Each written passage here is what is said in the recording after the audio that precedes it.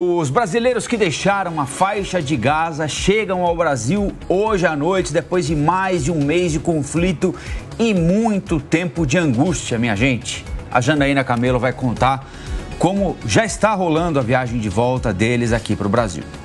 Era ainda de madrugada no Brasil quando chegou a notícia de que o grupo de brasileiros passou pelo controle migratório da Palestina e atravessou a fronteira de Rafah, ao sul de Gaza, para entrar no Egito. Houve bastante comemoração após a espera de quase um mês para deixar a região de guerra. Obrigado, coronel. Obrigado, governo federal. Obrigado, presidente, embaixadores. Todos vocês pela essa... A equipe da Embaixada do Egito. Equipe da Embaixada do Egito no Ramallah, senhor Alessandro também fez grande esforço para retirar nós de lá. Obrigado, gente. Inicialmente, o grupo, que é formado por brasileiros e parentes palestinos, contava com 34 pessoas, mas 2 decidiram permanecer em Gaza. No Egito, eles foram transportados para a capital Cairo, onde passaram a noite. Embarcaram no fim da manhã, no horário local, no avião presidencial da Força Aérea Brasileira. A aeronave irá fazer 2 paradas técnicas na Itália e na Espanha. A previsão é de pousar na base aérea de Brasília às 23h30 desta segunda-feira. Nas redes sociais, o presidente Lula parabenizou o Itamaraty e a FAB. Quem também comemorou foi o ministro de Relações Institucionais, Alexandre Padilha. É a vitória de quem trabalhou pela paz e pela salvar vidas.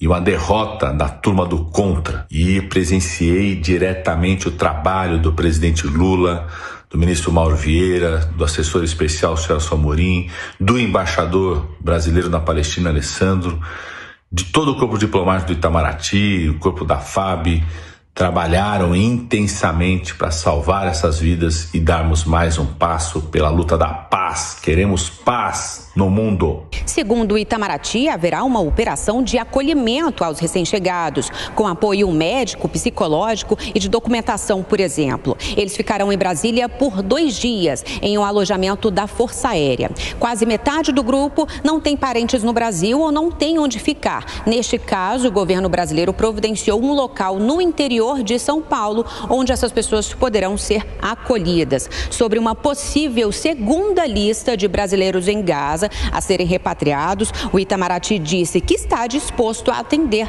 caso haja uma manifestação de interesse, mas que até o momento não há nenhum pedido oficial. Em coletiva de imprensa concedida no Palácio do Itamaraty, o ministro de Relações Exteriores, Mauro Vieira, disse que o presidente Lula deverá recepcionar os brasileiros na base aérea. Ele foi questionado pelos jornalistas sobre o motivo da demora em retirar o grupo de Gaza. Foram mais de 3.400 estrangeiros liberados na fronteira de Rafah desde o dia 1º de novembro. O que eu posso dizer é que contamos tanto do lado de Israel como do lado do Egito com boa vontade, tentando solucionar a questão, como finalmente aconteceu no dia de hoje. E se não aconteceu antes, não foi só com o Brasil, foram com todos os outros países. Havia uma lista, essa lista de países e de nacionais desses países em que estavam prontos esperando para a partida. Alguns países tinham 500, 600 nacionais. Nossa lista é menor, bem menor, e na medida em que foram recebidos, foram dados, entraram numa ordem de prioridade que foi seguida e foi atendida. O ministro também chamou de desinformação notícias de que o ex-presidente Jair Bolsonaro teria se envolvido nas negociações para a retirada dos brasileiros em Gaza. Questionado sobre o embaixador de Israel no Brasil, Daniel Zonshine, que recentemente se reuniu com parlamentares da oposição, o ministro respondeu: Não conheço. Eu posso dizer que todo o esforço para a libertação dos brasileiros, todos desde o início, desde o dia 7, foi feito pelo governo do presidente Lula, por instrução dele, acompanhamento diário. Eu fui interlocutor de todos os contatos com todos os governos envolvidos e foi isso que resultou na conclusão exitosa desse acordo entre todos os países envolvidos. De acordo com o ministro Mauro Vieira, o Brasil vai propor ao Conselho de Segurança da ONU a criação de uma pausa humanitária no conflito em Gaza e conversar sobre uma forma, segundo ele, para a suspensão das hostilidades na região.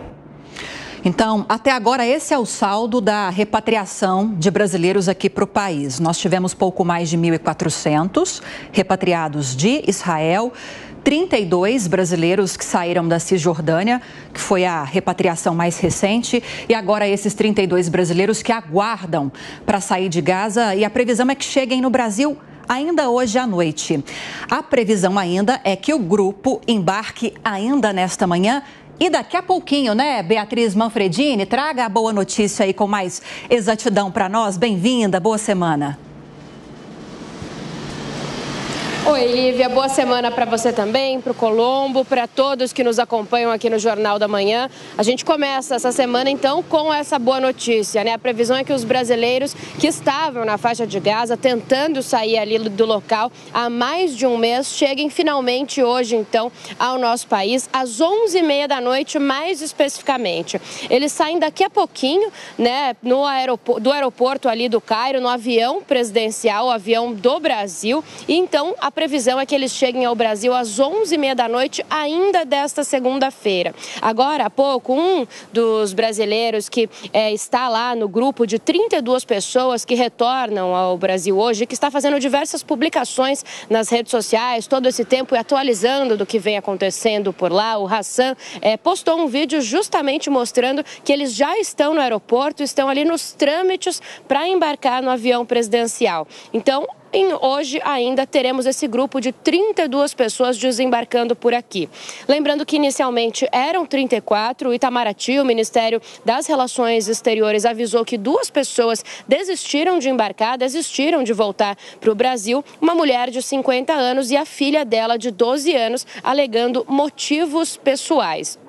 Depois do desembarque aqui em Brasília, na capital federal, a expectativa é que esse grupo de 32 pessoas durma por ali na capital federal durante 2 dias. Eles vão receber um atendimento médico, psicológico, vão fazer documentos, já receberam, né, logo de cara, quando cruzaram a fronteira ali, uma ajuda, um auxílio do governo brasileiro, das equipes que estavam ali, também do próprio Egito, mas chegando aqui então na capital federal tem um auxílio mais minucioso, com uma quantidade maior de equipes preparadas, então, para essa recepção. E aí depois eles serão encaminhados para onde desejarem. Muita gente tem familiares, tem amigos, então chega aqui no Brasil já tendo para onde ir. Essas pessoas serão encaminhadas para o local que quiserem e os que não têm para onde ir virão aqui para o interior de São Paulo. O governo federal fez ajustes para um abrigo, pelo menos temporário, para essas pessoas. Lembrando, então, que esse é o 10º voo de repatriação que o Brasil faz desde o início do confronto entre o Hamas e Israel. A gente tem um balanço aqui.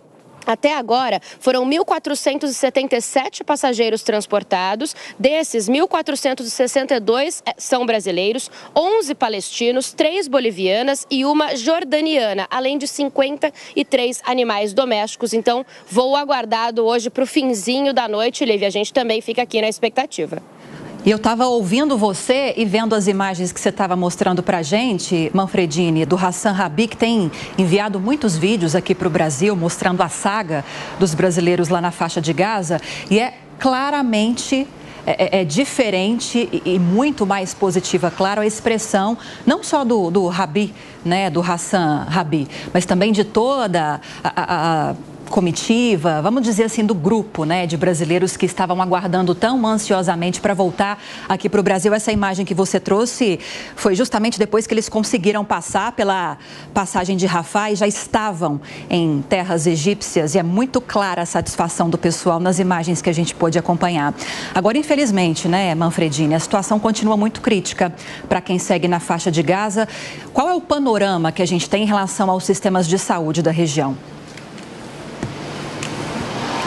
Olha, Olivia, panorama triste, cada vez mais preocupante. Inclusive, a ONU e diversos órgãos e entidades similares e parceiros, eles fizeram um apelo para que os ataques a hospitais parem. Para a gente ter uma ideia, olha, eu tenho aqui o último balanço que foi enviado pela própria ONU, dizendo que nos últimos 36 dias, mais ou menos aí nas últimas 5 semanas, ou seja, esse período referente desde o início do confronto lá no dia 7 de outubro, foram 137 ataques a hospitais em Gaza, dentro então desses 36 dias. Esses 137 ataques, eles resultaram em mais de 521 mortes e deixaram 686 pessoas feridas. A ONU diz ainda que, além desses números, dentro deles a gente tem o registro de 16 vítimas fatais e 38 feridos que eram profissionais de saúde que estavam trabalhando. Então, entre os mortos e feridos, nós temos pacientes, pessoas que estavam tentando fugir ali para algum local seguro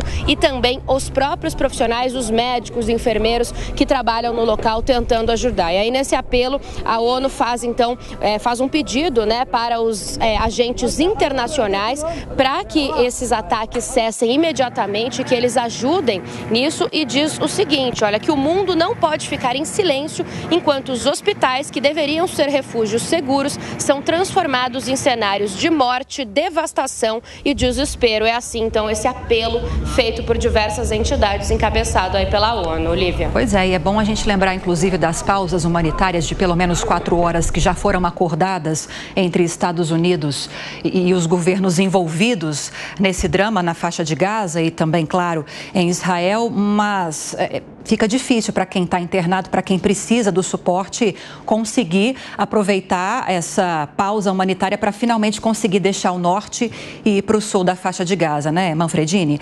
Depois você volta com mais informações para a gente. Um bom trabalho para você.